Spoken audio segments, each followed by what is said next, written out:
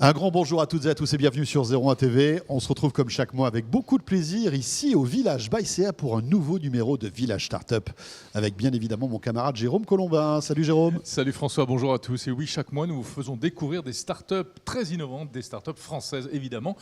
Cette semaine, François, payer au restaurant sans demander l'addition grâce au QR code. On va en parler avec notre invité dans un instant. Ah, je croyais que toi tu partais sans payer l'addition, j'ai eu peur. C'est pas mon genre. Non, on va c'est parler vrai. également de chatbots médicaux pour accompagner les patients et d'intelligence artificielle au service de la performance sportive. Et puis notre maire du village Baïséa nous rejoindra, comme chaque numéro à la fin de ce village startup pour évoquer un entrepreneur inspirant qui nous a quittés il y a 10 ans. Il s'agit de Steve Jobs. Est-ce que Steve Jobs a inspiré toute une génération d'entrepreneurs? Ce sera le rendez-vous tout à l'heure de Fabrice. Bienvenue dans Village Startup, c'est parti.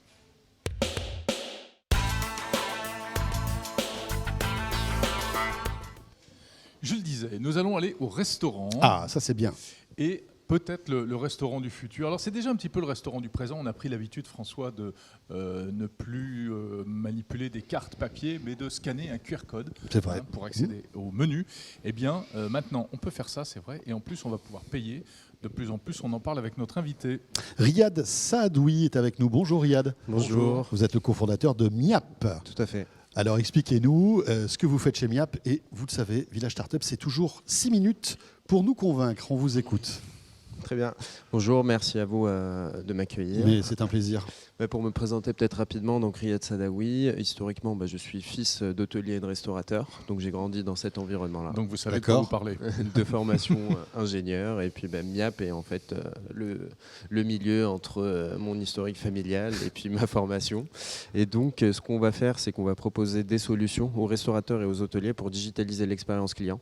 Aujourd'hui, on a une problématique principale qui est on a une pénurie de 110 000 serveurs pour pouvoir assurer le service.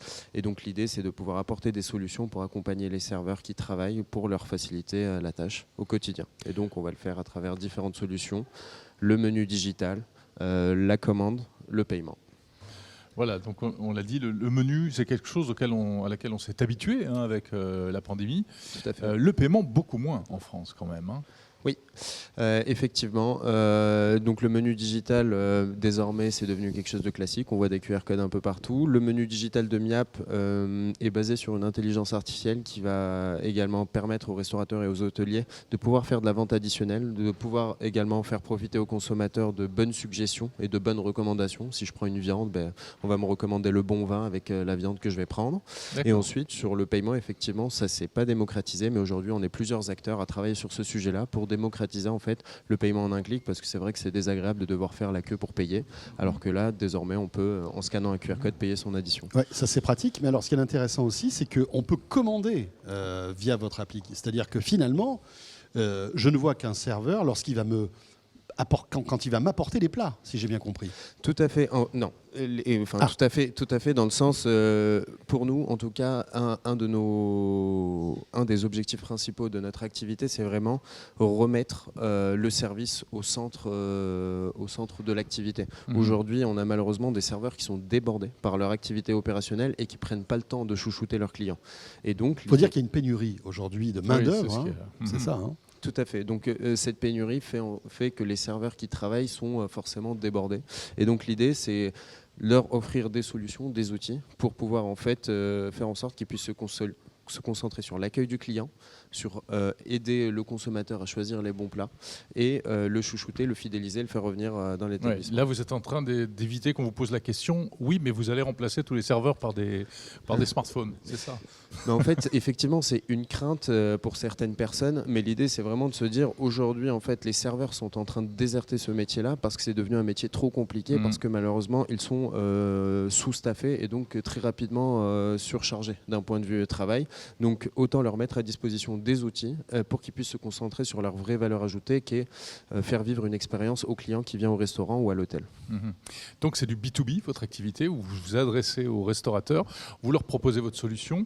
Sous quelle forme? C'est quoi? On peut choisir une brique, brique par brique, comment ça se passe? Exactement, nous on a construit notre solution en briques. L'idée c'est, de la même manière, en fait, suivant la maturité digitale d'un restaurateur ou d'un hôtelier, ne pas le brusquer. Je ne vais pas potentiellement à quelqu'un qui n'est pas très sensible au digital venir lui proposer l'ensemble du package, le menu, la commande, le paiement, parce que je risque de le perturber en modifiant quelque part de manière beaucoup trop importante son activité.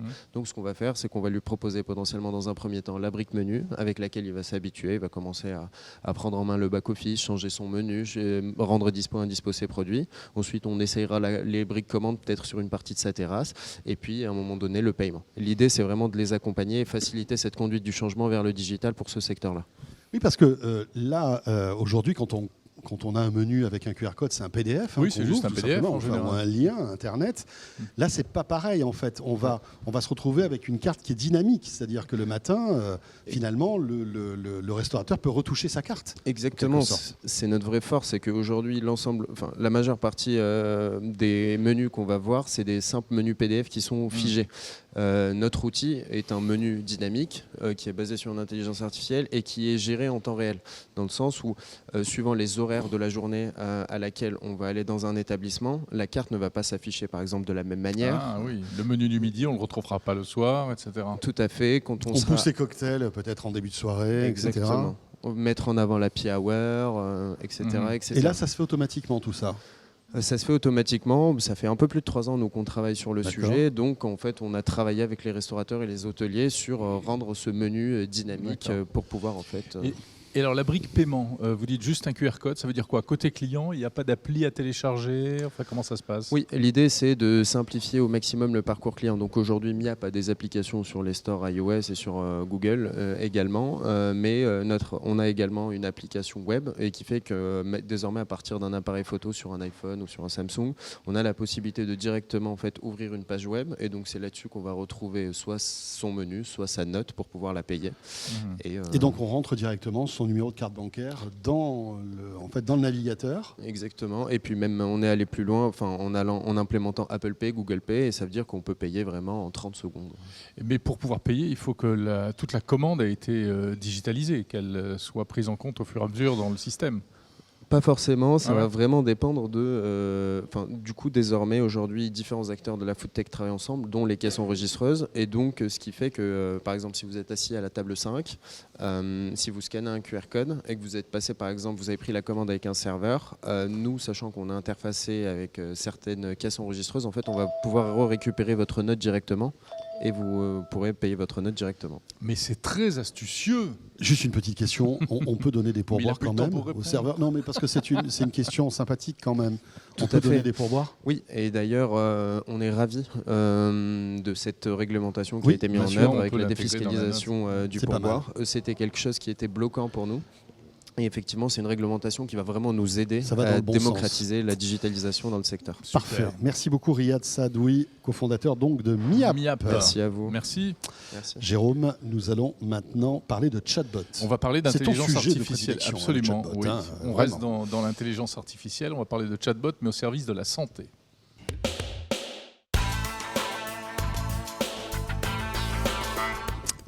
Et on les fréquente de plus en plus, ces chatbots. Il y en a beaucoup aujourd'hui, notamment sur les services web, qui nous permettent d'avoir une expérience client. D'ailleurs, je me demande si tu n'es pas un chatbot. Mais écoute, parfois je me pose aussi la question, je me le demande. Vu les réponses que tu me fais.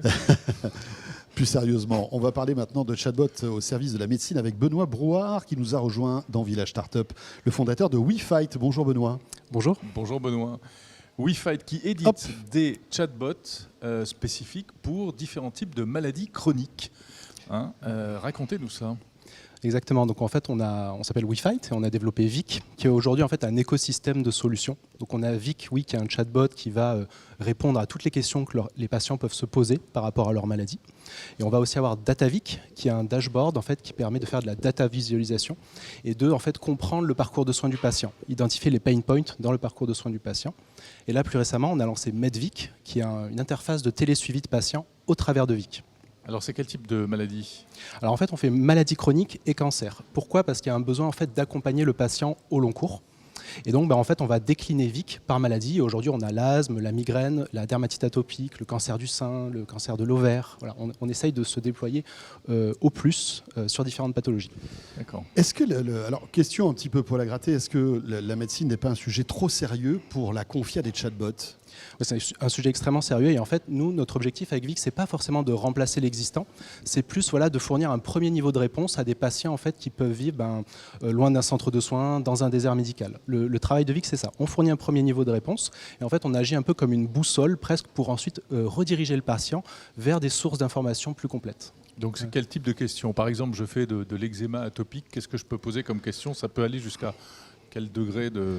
Alors on ne va jamais faire de diagnostic et c'est beaucoup de questions un peu de petits tips en fait, des réponses auxquelles on ne va pas trouver sur les sites internet par exemple. Donc ça peut être, j'ai un cancer du sein, j'ai une perruque, est-ce qu'elle peut s'enlever quand il y a un coup de vent ?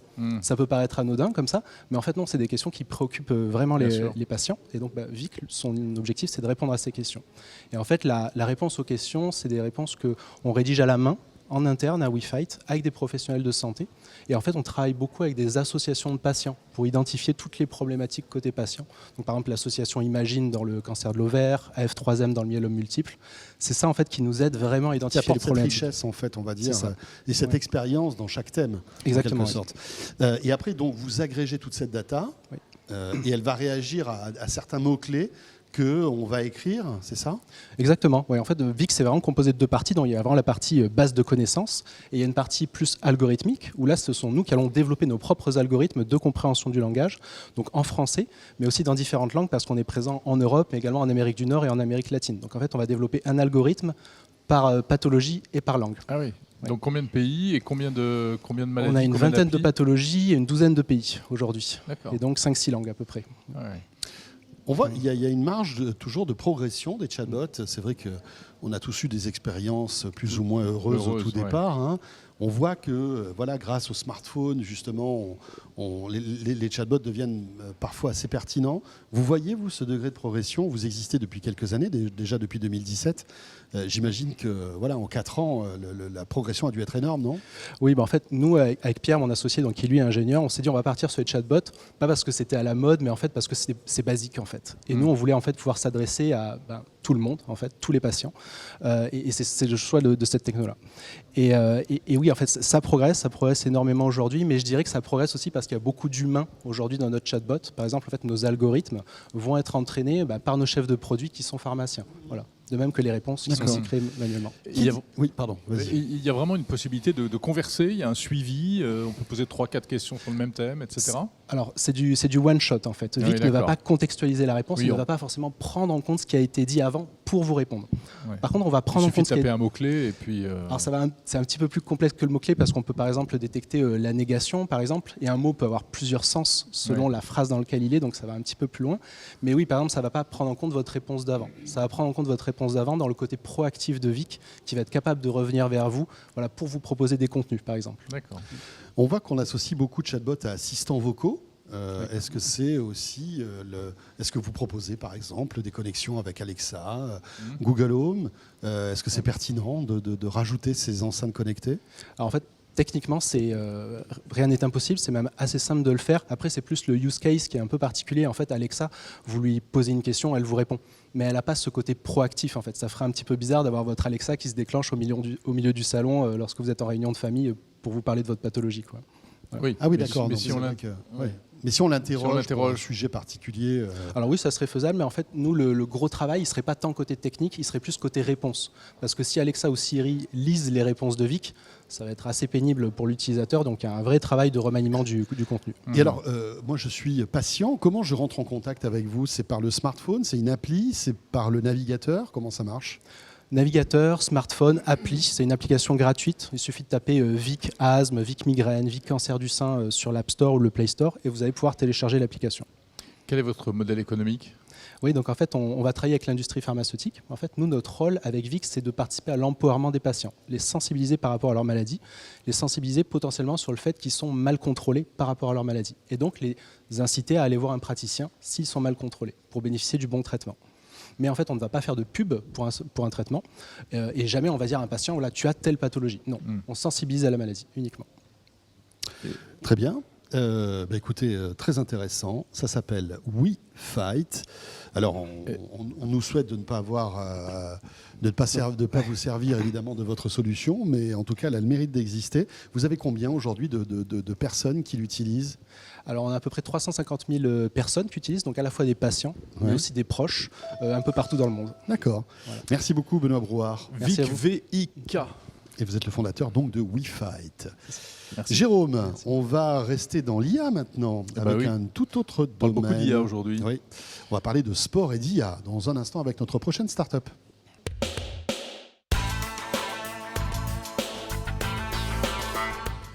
Et oui, l'intelligence artificielle, la data est partout aujourd'hui, et elle est notamment dans le sport.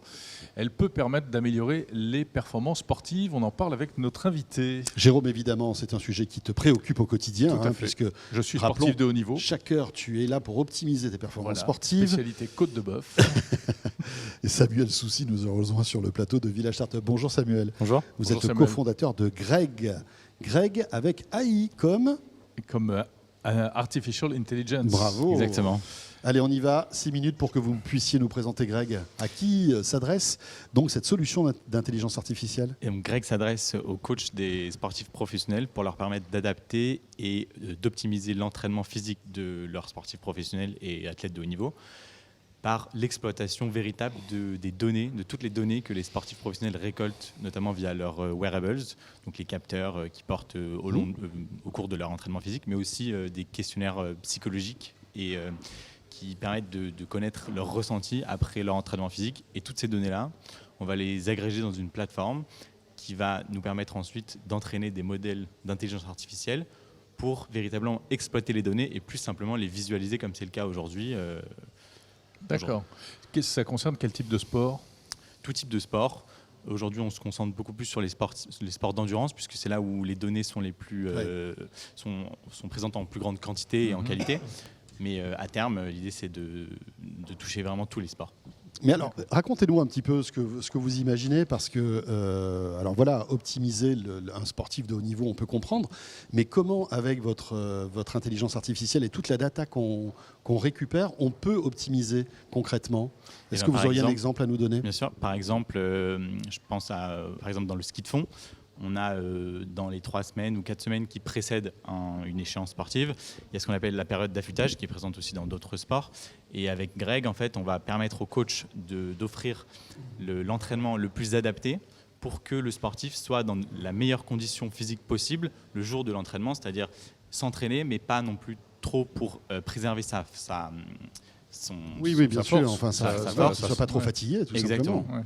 Donc l'idée, c'est d'offrir l'entraînement le plus adapté pour optimiser cela, puisqu'aujourd'hui, en fait, les coachs se basent uniquement sur leur intuition, ce qui est certes inestimable, qui n'est pas reproductible par une intelligence artificielle, mais l'idée, c'est de leur donner les clés et les outils pour optimiser cela, et donc permettre d'offrir l'entraînement le plus adapté. Et dans ce cas-là, c'est quel type de données, par exemple, pour du ski de fond ? On a, par exemple, les données de variabilité cardiaque.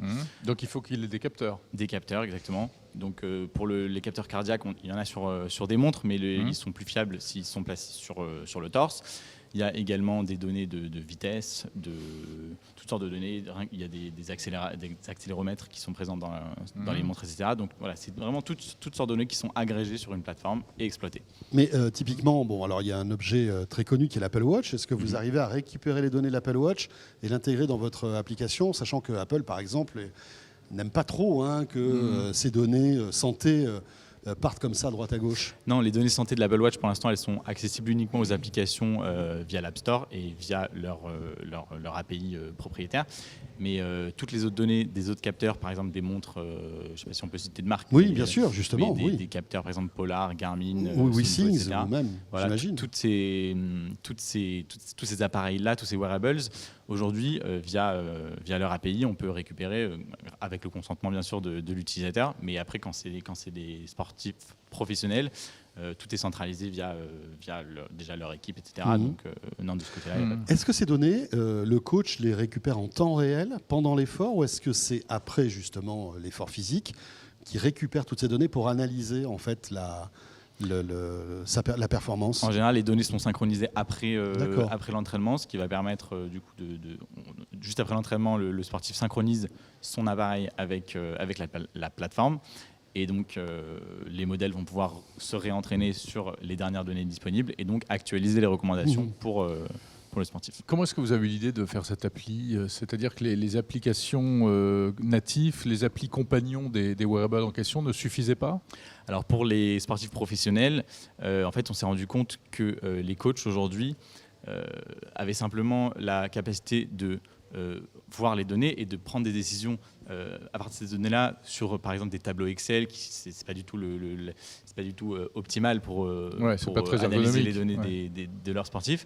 Et un de mes associés, qui est ancien sportif de haut niveau, a vraiment eu ce problème-là, puisque voilà, lui, tous les dimanches, il devait remplir le tableau Excel que le coach avait accès, etc. Ah ouais. Et en fait, on s'est dit, mais en fait, il y a un problème là-dedans. C'est-à-dire que les coachs aujourd'hui, ils doivent analyser eux-mêmes sur le tableau Excel, passer des heures s'ils ont plusieurs athlètes, etc. C'est pas du tout optimal. L'idée, c'est vraiment de leur donner les clés et leur permettre d'utiliser et d'exploiter ces données-là au service de leurs sportifs, et eux se concentrer vraiment sur la partie mentale, ce qu'un algorithme ne pourra jamais faire, c'est-à-dire vraiment coacher un sportif et l'aider à atteindre ce qu'il a envie d'atteindre. Et ça permet d'agréger des données provenant de différentes marques, différents types de produits. C'est ça, c'est pour ça qu'on n'a pas voulu se concentrer que sur un wearable, parce que les sportifs ont plusieurs types de wearables, que ce soit sur la montre, que ce soit, maintenant il y a même des bagues connectées, des bracelets connectés, dans le football, on voit beaucoup des gilets que les footballeurs portent pendant l'entraînement, etc. Donc l'idée, c'est vraiment d'agréger le maximum de données pour justement avoir cette richesse-là et permettre à l'algorithme d'être le plus complet possible. Vous en êtes où dans le développement de ce produit ? On développe les modèles d'intelligence artificielle aujourd'hui, ainsi que la plateforme pour les coachs. Et on espère être live au deuxième trimestre 2022. Juste quand les beaux jours arrivent, c'est parfait. Ouais, très exactement. Bien. Parfait, très bien. Et donc les coachs qui voudraient utiliser cette appli, comment est-ce qu'ils doivent faire ? Eh ben, ils peuvent nous contacter, ou nous on les a peut-être déjà sûrement contactés. Et vous vous appelez Greg. G-R-A-I-G. Voilà, si vous êtes intéressé, on vous trouve facilement. Merci beaucoup, Samuel. Merci à vous. Merci. Samuel Soucy, donc cofondateur de Greg. Super. Jérôme, avant de refermer ce village startup, qui est le dernier de l'année, puisque rappelons-le, nous sommes en décembre, eh bien on va accueillir Fabrice Marcella maintenant.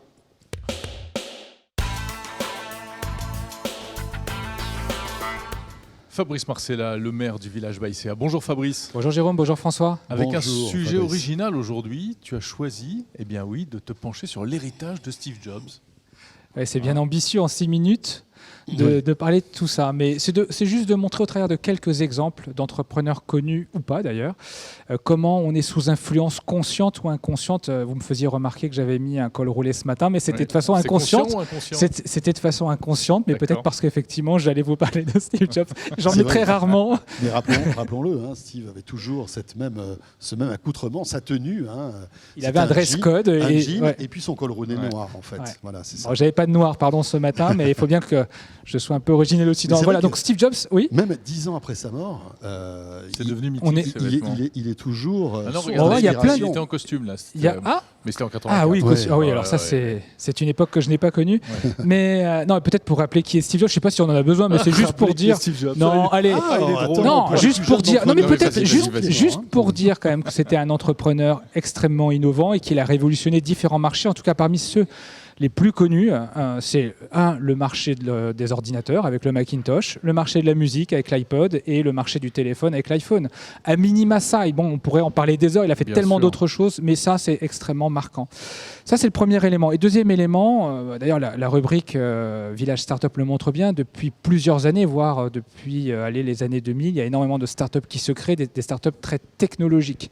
Et on voit bien que ces startups, d'une façon ou d'une autre, sous influence des bonnes pratiques d'Apple et de Steve Jobs en particulier. Peut-être, pour commencer, on peut parler du pitch. Vous savez, ce grand oral des startups, c'est grâce auquel elles arrivent à présenter leurs projets. Bien souvent, ça démarre par une histoire personnelle, ce que les anglo-saxons appellent le storytelling, et ensuite, l'entrepreneur va parler finalement de ses performances.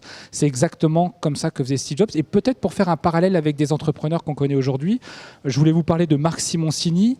Vous savez, celui qui a créé, vous connaissez très bien, qui a créé Mythic, mais je voulais vous parler surtout de Angel Bike. Et quand on regarde la vidéo de lancement d'Angel Bike, il commence comment ? Il commence déjà par raconter une histoire personnelle, celle de son fils qui lui réclame un scooter à l'âge de 16 ans. il se sent pas à l'aise avec le scooter, son père, et on peut comprendre, il lui propose plutôt d'attendre 2 ans, il va lui payer son permis et la voiture. Et là, il se rend compte que cette génération-là n'est pas intéressée comme la nôtre par avoir immédiatement son permis, surtout quand on est un urbain. Et donc il se dit, tiens, qu'est-ce que je peux lui proposer qui répond à ses attentes du moment tout en étant le plus sûr possible. Et donc de là naît l'Angel Bike, enfin, c'est comme ça qu'il le raconte. Et puis ensuite on voit dans la manière dont il le décrit comment son vélo est sécure finalement dans le monde qui est de l'idée part d'un problème personnel. Voilà, d'une préoccupation personnelle, familiale. Mais d'ailleurs toutes ces startups sont fortement incarnées par leur entrepreneur. Et donc cet entrepreneur... Pareil, c'est bon, vous avez vu mes slides ? Non, j'ai pas vu des slides. C'est exactement le deuxième. Parce que c'est vrai que c'est un exemple qu'on cite de temps en temps qui est assez impressionnant. Le cofondateur de Uber qui s'appelle Travis Kalanick, je me le suis noté parce que c'est pas un nom non plus qui est ultra couru, mais en fait, d'ailleurs, il dit souvent d'ailleurs que son idée est venue d'un voyage à Paris. À Paris. Il trouvait pas un taxi disponible. Web3, ouais. Et donc là, en fait, quelle est l'inspiration puisque c'était ça le thème du départ, l'inspiration à Steve Jobs, c'est en fait ces entrepreneurs cherchent à aborder un marché existant mais avec un regard différent. C'est ce qu'il a proposé en fait. Il a proposé en concurrence directe aux opérateurs traditionnels une expérience différente d'utilisation avec ses chauffeurs privés, d'utilisation de taxi. Ensuite, troisième élément d'inspiration, c'est la simplicité des offres. Si on regarde dans le monde Apple et ce qu'a fait Steve Jobs, finalement, il y a très peu de profondeur de gamme. C'est peut-être un peu moins vrai aujourd'hui. Très peu d'options, c'est un peu moins vrai aujourd'hui, mais il n'est plus là en même temps aujourd'hui. Mais c'était ça en fait, la simplicité de l'offre. Et d'autres s'en sont inspirés. Vous souvenez-vous, mais je pense que vous y étiez sûrement présent d'ailleurs au lancement de Free Mobile. J'ai revu les vidéos en préparant cette chronique. C'était largement inspiré d'une keynote Steve Jobs. Ah mais carrément. Et d'ailleurs, et sur la simplicité de l'offre, comment il fait cette démonstration-là, Xavier Niol ? Il va prendre le catalogue d'un opérateur traditionnel dont je tairai le nom, et c'est plus d'une centaine de pages pour décrire toutes les offres mobiles à destination du grand public. Et donc c'est exactement les mêmes techniques qu'utilisait Apple et notamment Steve Jobs pour présenter ses produits. Ensuite, il y a le pouvoir du design. Enfin, les produits Apple, ils sont beaux. En tout cas, on les trouve beaux. Oui, désirables. Désirables. On connaît tous, on saurait tous citer finalement le nom de son designer. Allez-y. Jonathan. Moi, je sais bien que c'est pas là-dessus que j'arriverai à vous piéger. Il est de moins en moins un designer de Non, il est moins. Mais en tout cas, sur les. Eh bien, regardez, Marc Simoncini, quand il lance l'Angel Bike, il fait appel à un designer qui est un designer français, c'est Ora Ito. Oui. Il dit quoi, si je le cite, c'est on veut faire au vélo ce que l'iPhone a été au téléphone. Donc lui, il le dit clairement, qu'il s'en inspire. Si on prend Xavier Niel avec son offre Free Revolution, il a fait appel à qui ? À Stark. Stark, oui, tout à fait. Et je repense a été designé par Stark. Et je repense à une autre startup que vous connaissez aussi, Icar Technologies, qui a fait une bague connectée. Stark aussi. Vous voyez, donc là aussi, j'imagine que c'est pas un hasard. Et puis, la beauté d'un produit n'enlève rien finalement à son utilité, bien au contraire. Peut-être pour terminer, c'est aussi l'art de passer son message. Tout le monde connaît les keynotes d'Apple. D'ailleurs, j'imagine qu'il y a des images actuellement qui sont diffusées sur les keynotes d'Apple. On attendait tous la keynote de Steve Jobs. Eh bien, François, tu le disais tout à l'heure, comme la manière dont tu as présenté son offre de Free Mobile, Xavier Niel, c'était exactement tous les mêmes codes de Steve Jobs. Il a commencé sous les Viva d'ailleurs dans la salle. Alors je pense que d'ailleurs il remet ses collaborateurs de la Viva, sur la Viva qui était faite dans la salle. La simplicité des slides, la petite musique de fin et puis le One More Thing. C'était quoi le One More Thing de Xavier Niel ? Alors là, tu nous en demandes beaucoup. Eh bien, je me souviens plus. Eh bien, celui que j'ai noté moi, peut-être que c'était pas le bon, j'y étais pas. J'ai juste revu la vidéo, c'est le forfait à 0 € quand même. Ah oui. Et ça, c'était un vrai one more thing. Alors, oui, il y avait le forfait à 2 €. Et puis après, on est arrivé, on était à 0. Enfin, c'était un truc extraordinaire de ne pas payer finalement ses communications téléphoniques mobiles. Juste peut-être pour terminer, c'est bien d'aller chercher tous ces côtés positifs présentés par Steve Jobs. Il y a peut-être une chose sur laquelle il faudrait aussi aller chercher un peu d'inspiration, c'est attention à l'exécution. Certaines offres, lorsqu'elles sont sorties, n'étaient pas complètement matures, à la différence peut-être des produits Apple, lorsqu'ils sortent, ils marchent. Oui, c'est vrai. Ouais. Bah oui. Ouais. Et puis, est-ce qu'il n'y a pas un risque à copier-coller ces ficelles et que ça se voit un peu trop ? Voilà, certaines fois, ça se voit un petit peu trop. Mais pour l'instant, Xavier Niel, sur l'a plutôt réussi, en effet. Oui, tout à fait. Merci beaucoup, Fabrice. Merci à vous deux. Fabrice Marcella, qu'on retrouvera très vite, au début de l'année, puisqu'on fera le voyage au CES de Las Vegas ensemble. Ah oui. Fabrice. Jérôme, on se retrouve très vite sur 01 TV, bien évidemment. On se retrouve donc l'année prochaine, tu l'as dit. Oui, on se retrouve l'année prochaine. Voilà, pour vous faire découvrir à nouveau d'autres startups innovantes françaises. Voilà, et d'ici là, n'hésitez pas à piocher, à papillonner sur toute la grille des programmes de 01 TV. Merci de nous suivre, à très vite. Salut à tous.